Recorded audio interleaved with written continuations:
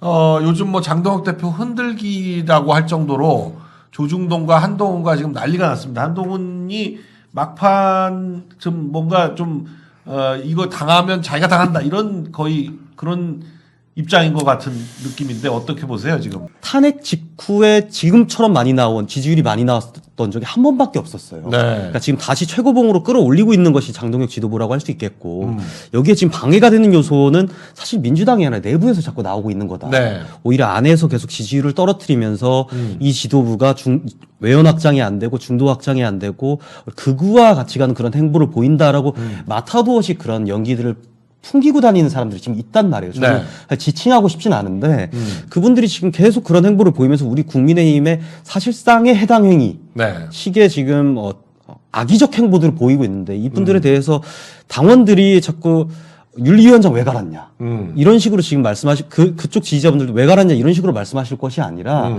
오히려 그분들에 대해서 조금 철퇴를 내릴 때가 벌써 된 게 아닌가. 근데 저는 이번에 조금 이 패스트 트랙 사건을 다시 한번 보면서 와 그때 이걸 진짜 막았어야 되는데 생각했어요. 그때 이 강행 처리하려고 했던 안건이 그거지 않습니까? 공수처법하고 선거법이에요. 준연동형 비례대표. 그러니까 이 둘 다 지금 그 사후적으로 얼마나 문제가 되고 있는 법이에요 지금. 준연동형이라는 건 지금 그 이후로 계속 선거 때마다 이상한 정당들 나오는 맞아요. 그 원인이 돼버렸잖아요. 이번에 법사위에서 그 주진우 의원 빤히 쳐다본 그 의원 기억하시죠? 최혁진 의원이라고 그분 이 위성정당 출신으로 해가지고 비례 받아서 들어오신 분이에요. 그분은 그런데 또 민주당에 들어가려고 거기 또 안 가고 그러니까 기본소득당에서 돌아오라 했는데 안 간다 이렇게 돼가지고 그래서 제명돼가지고 기본소득당에서 잘렸어요. 그래서 무소속이에요. 그러니까 이게 무슨 이렇게 이거를 강행 처리하겠다고 그때 했던 게 더불어민주당 아니었습니까? 당시에 당선될 당시에도 0.77%인가 그 정당 지지율이 그 정도밖에 득표율이 그 정도밖에 안 나왔었는데 그걸 당선을 시킨 거죠. 예, 당선을 시키게 된 경위도 준연동형 비례대표제 때문이었고 사실은 공수처법과 결부지어서 그 두 가지 통과시키려고 했던 법안 자체가 지금 얼마나 많은 부작용을 낳고 있는지 이런 것들도 공수처가 그 이후로 지금 얼마나 이상한 짓 하고 있어요. 거의 한 700억 써가지고 6건 기소했는데 그마저도 다 민주당은 하나도 없고 이쪽 국민의힘 이제 의원들만 좀 기소를 하게 된 상황이고 700억 써가지고 11,000건을 접수를 했는데 6건 기소했다는 거 결국에 1년에 하나씩 100억, 150억을 써가지고 사실 기소한 거잖아요. 아니 그 공수처하고 이번 특검 중에 저 최혜병 특검 그거는 진짜 왜 한 겁니까? 아니 그냥 해병대 검찰부에서 그냥 군 검찰관 두세 명이 꼼지락거려도 임성근 사단장 지금 사안 가지고 충분히 구속시킬 만한 건데 나머지 10명 아니 10타수 1안타도 아니고 뭐라 그래 일 과실 일 에러 있잖아요. 그러니까 거의 놓쳐가지고 이렇게 일로 찍은 그런 수준이면 사실 8번 타자도 못해요. 도대체 왜 거기에도 특검하느라 돈 수백억 들은 거예요. 100억은 지금. 썼습니다. 그러니까 지금 3달간 100억 3대 특검 했다니까 한 특검당 30억은 썼으니까 100억 한 겁니다. 지금. 30억 써가지고 한 명 구속시켰는데 제가 볼 땐 그 임성근도 그 1심 끝나기 전에 풀려 나옵니다. 그 정도 심한 게 아니죠. 아니 장군이 빨리 가서 사람들 좀 더 열심히 구해라. 그렇죠. 그 정도 멘트 한 거 가지고. 그거 가지고 사람을 구속을 해가지고 직권 남용이라고 하면 지금 특검이 굉장히 문제가 많죠. 지금 3대 특검 돌리고 있는데 뭐 어느 것 하나 제대로 수사를 한다거나 돌아가는 게 없어요. 특히 민중기 특검 같은 경우는 본인이 주가 조작해가지고 본인이 특검을 받아야 되는 상황에 놓였고 그다음에 내란 특검 그다음에 양평 고속도로 관련해서는 또 공무원께서 사망하시는 안타까운 일도 그리고 있었고. 그 양평은 어제 그 김건희 여사 오빠 영장이 또 기각됐죠. 기각됐습니다 오늘. 그러니까 이게 도대체 민중기 특검은 별건 특검이고 내란 특검은 진짜 외환으로 하겠다 그러다가 아무것도 못 하고. 그러니까 사실 여러분 특검이라는 게 이제 권력을 제대로 수사하지 못할 때 야당이 여당을 향해서 하는 것이 특별한 특검 아닙니까? 권력의 그 영향력 하에 있는 검찰이기 때문에 검찰을 못 믿으니까 특검을 한다. 이게 네. 그렇죠. 그러니까 야당이 주장해서 특검을 네. 한다. 이게 특검의 본래 취지인데 지금은 뭐 지금은 여당이 이 3대 특검 네. 모두 여당의 그냥 그러니까요. 사냥개가 돼 있어요. 네, 완전 말도 안 돼요. 권력을 견제하기 위해서 사실 특검이 발동해야 되는 것이고 네. 공수처가 있는 건데 오히려 거꾸로 여당의 무소불위에 칼이 돼가지고 본인들 말 안 듣는 정치인들 혹은 본인과 반하는 정치인들 그렇게 칼로 그냥 휘두르고 다니는 꼴밖에 안 되는 것인데 저는 아까 양평 말씀도 하셨는데 그 3대 특검이라고 처음에 명명하면서 제1의 타겟이었던 원희룡 전 장관 같은 경우에 가장 먼저 사실은 그 특검의 제1 타겟이 됐음에도 불구하고 아직까지 참고인 조사도 못 받았거든요.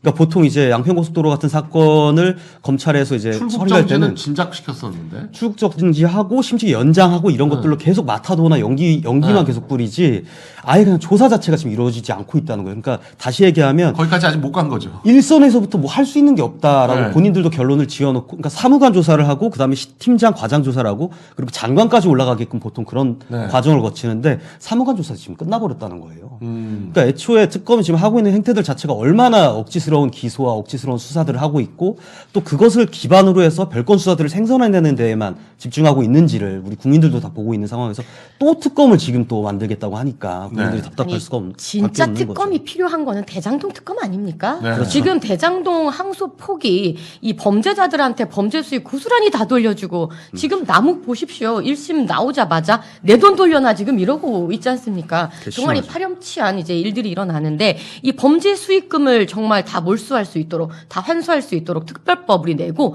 특검 진행하고 이렇게 해야 됩니다. 벌써 이거 할 줄 알고 미리부터 준비를 했더라고요. 그러니까 딱 항소 팔지 포기도 않습니까? 예. 항소 포기도 사실은 예측하고 있었던 게 아닌가 자기들끼리는 김만배가 사인을 줘가지고 네, 그 녹취록 네. 보면 3년만 살고 오면은 뭐 네. 떵떵거리를 살고 살 수 있다 뭐 이런 얘기하고 뭐 다 지금 지금 벌써 나오고 떵떵거릴 있죠. 것 같아요. 아니 그도 그럴 것이 그 강남 땅도 80억밖에 돈 안 넣고 나머지 대출 받아서 샀는데 그게 200억이 올랐으니까 네. 저 사람들은 정말 마이너스의 소리야. 와 아니 어느 대한민국에 예, 네. 1000배의 수익을 보는 투자처가 있으며 그리고 예? 몇 년 사는 동안에 땅값이 올라가지고 200억을 버니까. 네.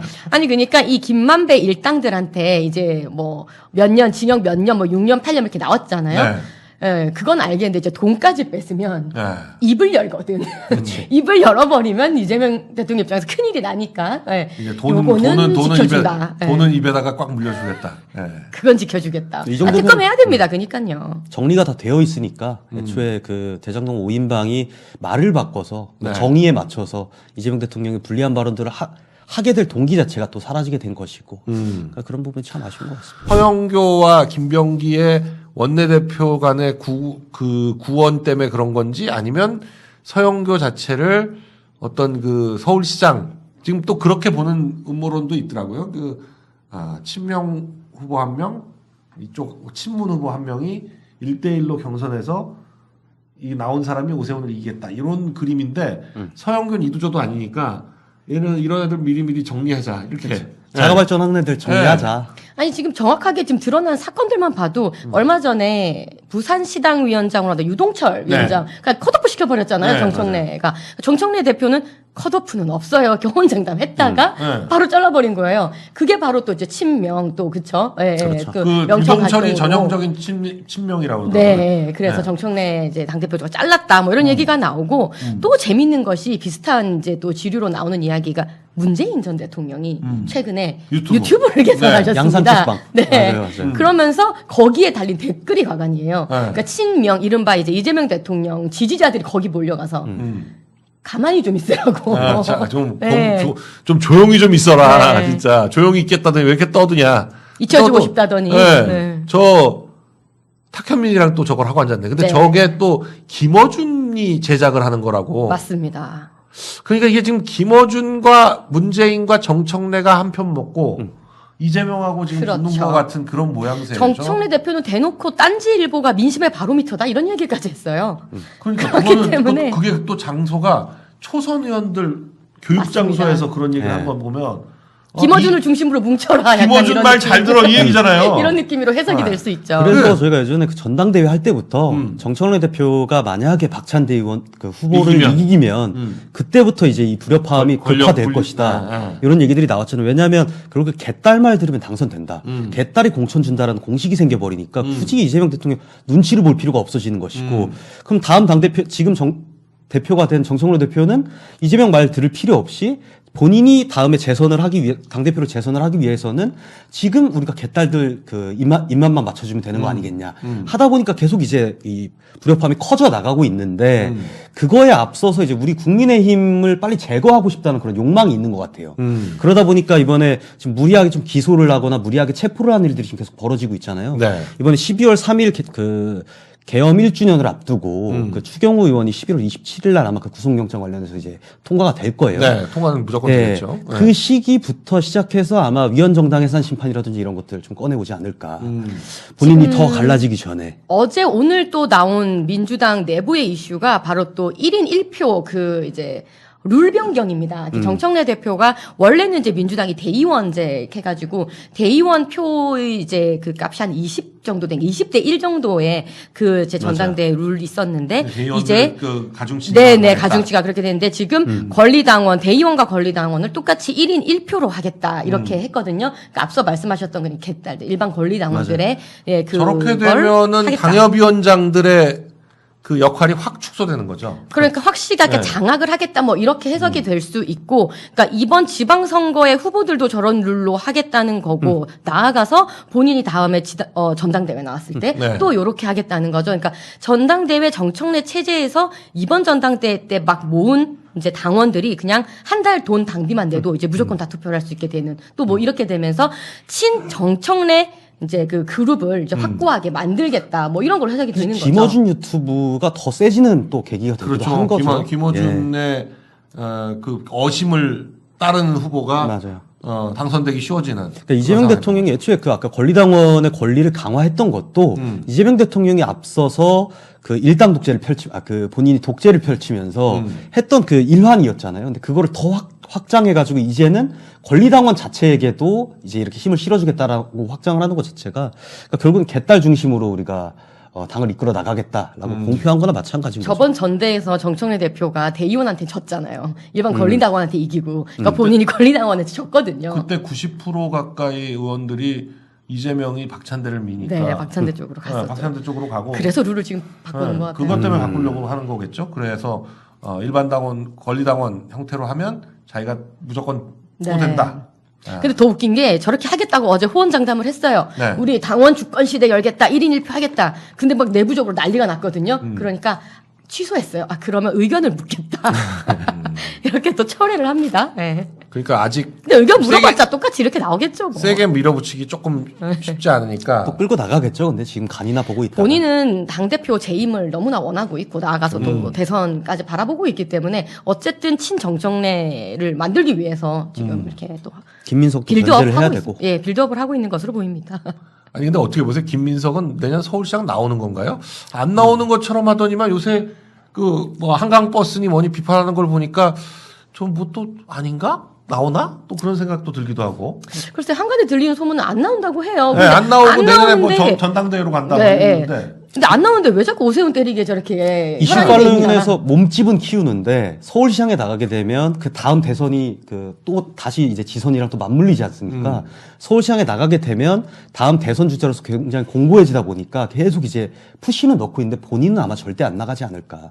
본인은 결국에 당대표 코스를 밟으려고 지금도 아니, 차곡차곡 준비해 되면 나가는 게 된다면 나가는 게 좋은데. 그렇죠. 될 가능성이 될 사실은- 가능성이 별로 없어 보이니까 맞아요. 안 나가려고 하는 거 아닌가 싶은데. 그러니까 오히려 반대해서 그러니까 푸시하는 거예요. 가는 보는 거죠. 한강 버스니 뭐 종면이 이런 그러니까 던져보는 거 것 같아요. 네. 여론에 이제 한번 던져보고 여론이 이렇게 조금 올라오면은 이제 나가는데 지금 여론 안 좋지 않습니까? 그리고 어느 여론조사를 붙여봐도 뭐 백설공주와 일곱난장이처럼 지금 오세훈 이긴 사람이 아무도 없고 더블 스코어로 다 져요. 누가 네. 나오든지.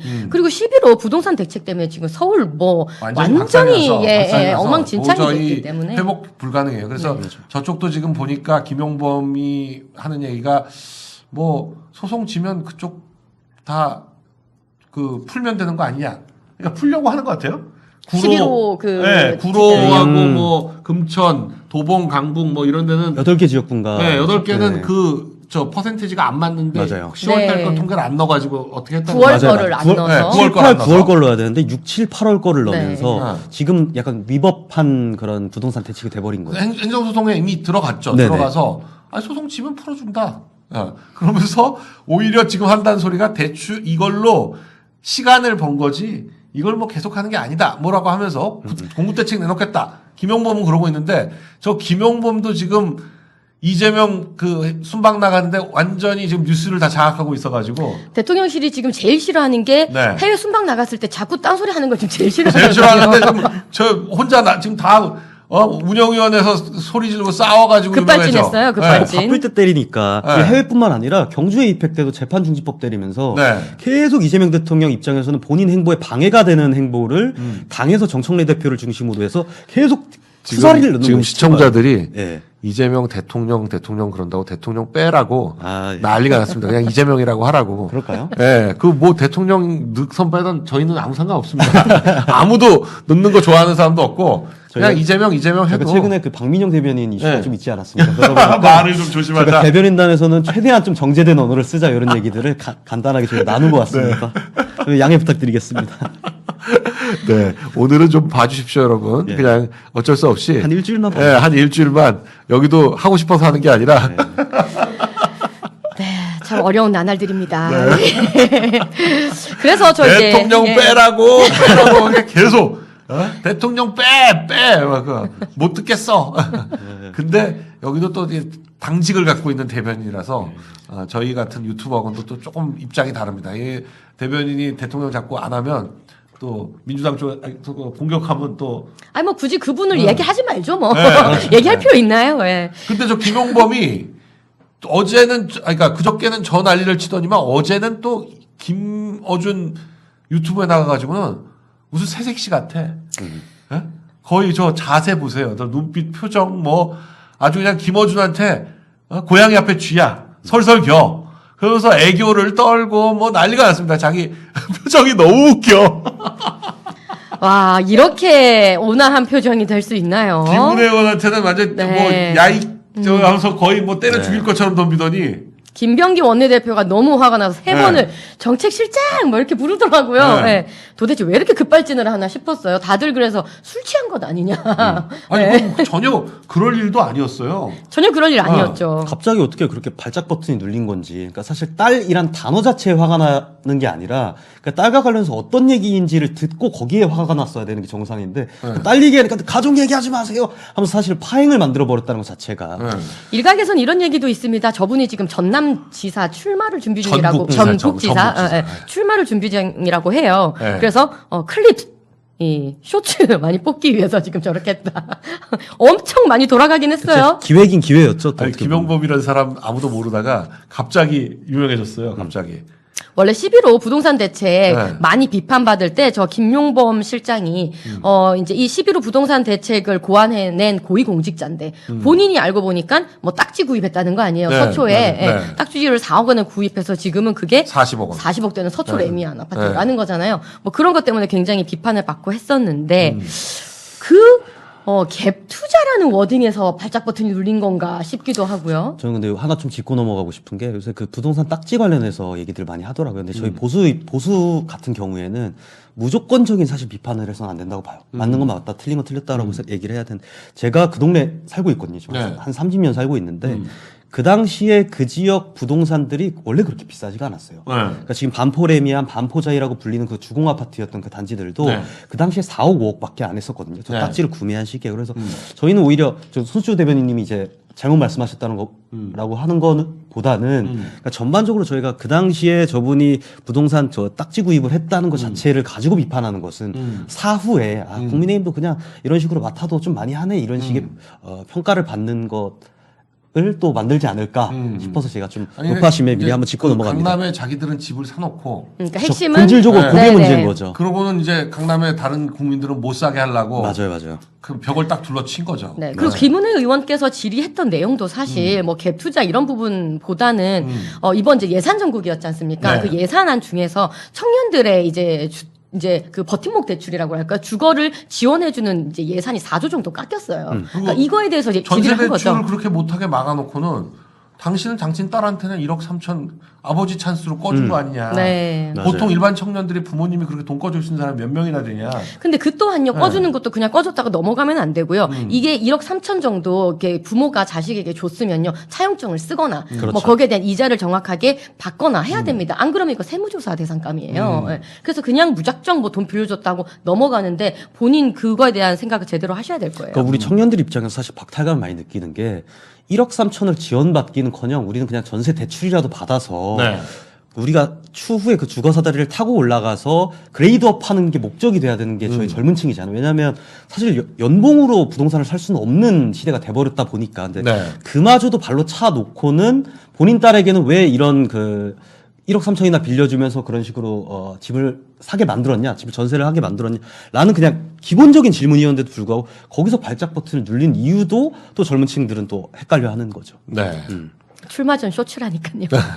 아니 근데 출마하려는 게 맞는 것 같긴 해요. 그 다음날 바로 김어준 나가서 또 저 아양 떠는 거 보면은 딱 그 출마 예상자들의 행태를 보는 것 같은 네, 그런.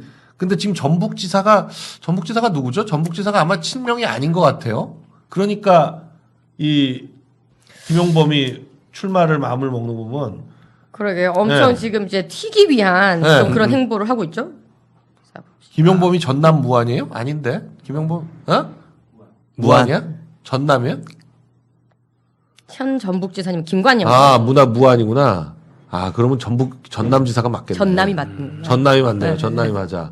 무안군 해제면 출신이라고. 전남이면 저 코스가 맞네요. 왜냐하면 아. 지금 서울시장 후보로 거론되는 민주당 인사들 보면 오세훈 시장을 못 따라가요. 네. 못 따라가는 이유 중에 가장 큰 이유가 뭐냐면 개딸들한테 주목받기 위해서는 저런 강성 발언들이나 이런 것들을 자주 해야 되는데 아니 그래서 추미애랑 소영계랑 그렇죠. 서로 번갈아가면서 한 게. 근데 막상 서울시장 후보로서의 평가 지지율을 봤을 때는 그런 강성 발언을 하는 사람은 오히려 싫어해요. 더 떨어지거든요. 그러다 보니까 중앙에서는 이게 먹히지가 않는데 네. 전남지사 같은 경우에는 사실은 개딸들의 영향이 더 크다 보니까 전남 가겠다는 코스라면 지금의 코스 김용범 정책실장이 굉장히 좀 효과적인 코스를 탄 게 아니겠냐. 전남지사는 누구죠?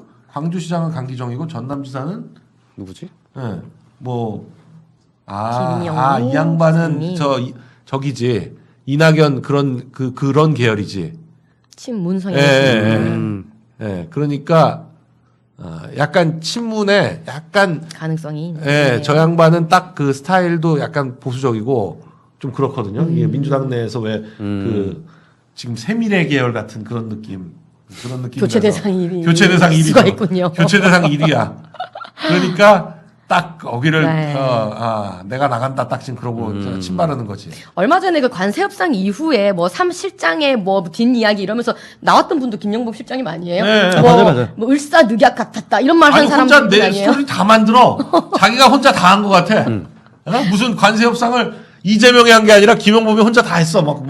이거 영웅서사 쓴 또 스토리죠. 아니 근데 너무 웃긴 게 들어보면 그때 이제 뭐 을사늑약 같았다. 그만큼 이제 힘들었다 이런 얘기를 하는 건데 그 힘들었다고 얘기하는 당시에 사실 민주당 대통령실 뭐 했냐면 협상문도 필요 없을 만큼 정도 너무 잘 돼서 협의가 잘 협상이 됐다. 그러니까 다 타결됐다고 난리 쳤었어요. 대국민 사기를 친 겁니다. 사실은 뭐 이렇게 힘들었던 사정이라면서요. 근데 밖으로는 대국민께는 사기를 친 거죠. 합의가 다 됐다. 네. 그러니까 8월, 9월, 10월까지 내내 합의 다 됐다고 뻥치 보면서도 속으로는 을사늑약이다 뭐 이런 소리 하고 있었는데 양측문. 네. 요즘 뭐 장동혁 대표 흔들기라고 할 정도로 조중동과 한동훈과 지금 난리가 났습니다. 한동훈이 막판 좀 뭔가 좀 이거 당하면 자기가 당한다 이런 거의 그런 입장인 것 같은 느낌인데 어떻게 보세요 지금?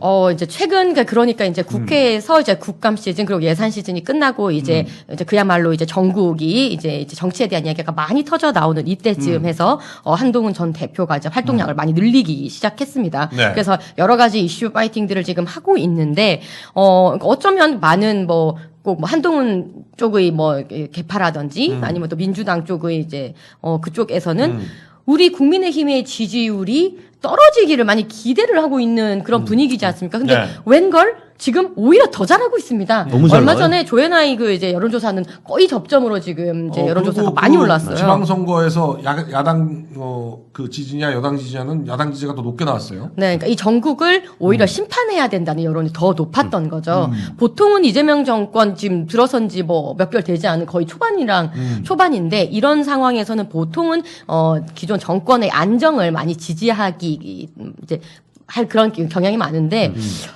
이번에는 안 된다. 이 이재명 정권 이대로 둬서는 안 된다. 심판해야 된다는 여론이 높게 나왔습니다. 네. 그래서 여론조사들 보면 사실 여론조사 기관마다 수치들은 조금씩 다를 수 있는데 저희가 전반적으로 다 추이에 대해서는 유의미하게 생각을 하잖아요. 네. 근데 지금 보면 모든 여론조사에서 탄핵 직후에 지금처럼 많이 나온 지지율이 많이 나왔던 적이 한 번밖에 없었어요. 네. 그러니까 지금 다시 최고봉으로 끌어올리고 있는 것이 장동혁 지도부라고 할 수 있겠고 여기에 지금 방해가 되는 요소는 사실 민주당이 아니라 내부에서 자꾸 나오고 있는 거다. 네. 오히려 안에서 계속 지지율을 떨어뜨리면서 이 지도부가 외연 확장이 안 되고 중도 확장이 안 되고 극우와 같이 가는 그런 행보를 보인다라고 마타도 없이 그런 연기들을 풍기고 다니는 사람들이 지금 있단 말이에요. 저는 지칭하고 싶진 않은데 그분들이 지금 계속 그런 행보를 보이면서 우리 국민의힘의 사실상의 해당 행위 식의 지금 악의적 행보들을 보이고 있는데 이분들에 대해서 당원들이 자꾸 윤리위원장 왜 갈았냐 이런 식으로 지금 그쪽 지지자분들도 왜 갈았냐 이런 식으로 말씀하실 것이 아니라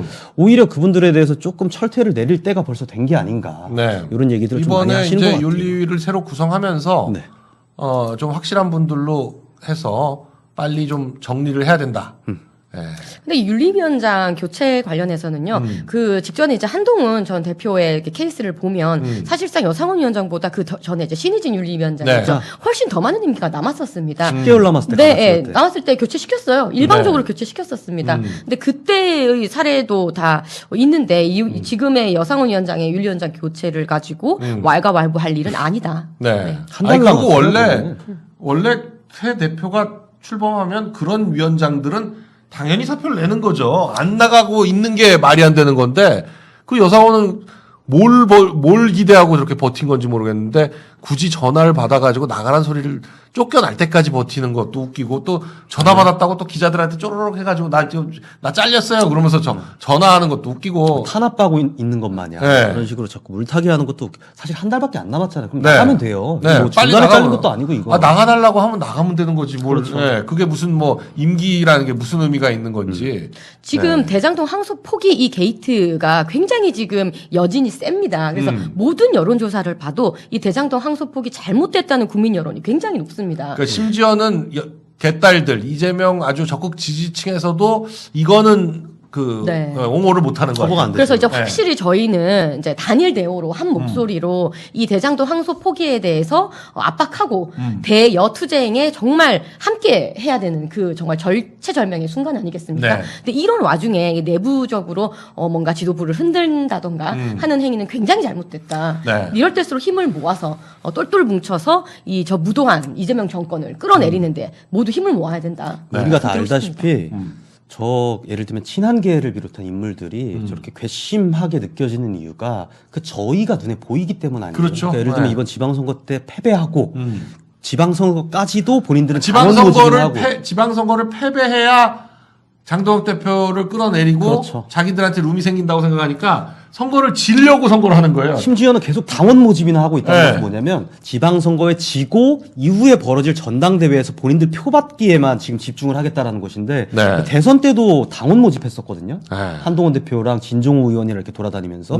대선 때 뭐 당원 모집하는 게 무슨 의미가 있겠습니까? 그건 네. 선거운동해야 될 텐데 우리 국민의힘 당원 된다 그래서 갑자기 2표가 주어지는 것도 아닌데 그때 당원 모집을 했었고 그래놓고 전당대회에 안 나왔고 이번에도 지금 저런 식의 행보를 보이고 있다는 것은 저희가 벌써 보이는 겁니다. 네. 다음 지선 끝나고 전당대회에서 당대표가 되고 그 당대표가 다음 총선에서 공천권을 또 가지게 될 테니까 그걸 보고 지금 또 똘똘 뭉쳐갖고 저런 식으로 지금 해당 행위들을 펼치고 있다는 것이 국민들을 볼 때도 너무 뻔한 거예요.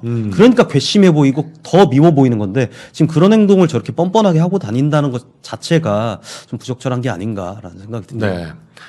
자, 오늘 손수조 대변인, 이재능 대변인 두 분 대변인 모시고 KNL 진행해 봤습니다. 어떻게 조금 두 분이 이 어제 박민영 대변인 그때 이것 때문에 약간 그 좀 조심스럽게 예. 그러니까 그 이재명 대통령, 한동훈 전 대표 이렇게 직함을 불러가지고 지금 한동훈이한테 왜 대표 소리 붙이냐, 이재명한테 왜 대통령 붙이냐고 지금 그러시는데 그 당직을 맡고 있는 대변인이기 때문에 조금이라도 말실수를 했다가는 또 민주당과 또 개딸 뭐 그런 것도 한동훈 개 또 이 사람들이 집중 공격을 해야 되니까 박민영 대변인이 사실 그럴 정도 말이 아니에요. 보니까 방송이. 근데 그걸 가지고 그냥 뭐 찬스 하나 잡았다고 지금 뭐 난리를 치고 있어서. 민주당에선 가만히 있는데. 네, 민주당은 오히려 가만히 난리. 있는데. 근데 사실 요번에 당의 변화를 느낄 수 있는 게 예전 같으면 국힘은 그런 일 벌어지면 꼬리 자르기에 바빴잖아요. 근데 장동욱 대표는 열심히 하다가 그렇게 할 수도 있다. 앞으로 주의하자.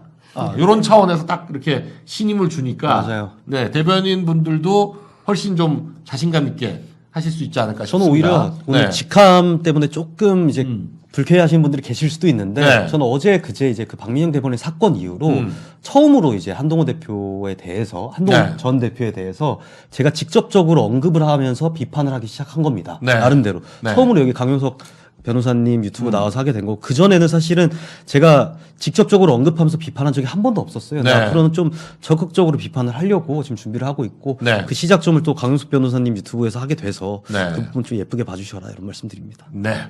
자, 하여간 뭐, 그, 장동혁 대표 체제가 좀 굳건히 서서, 내년 지방선거를, 승리로 이끌어서 지금 이 망해가는 대한민국의 희망을 좀, 안겨줬으면 하는 그런 바람입니다.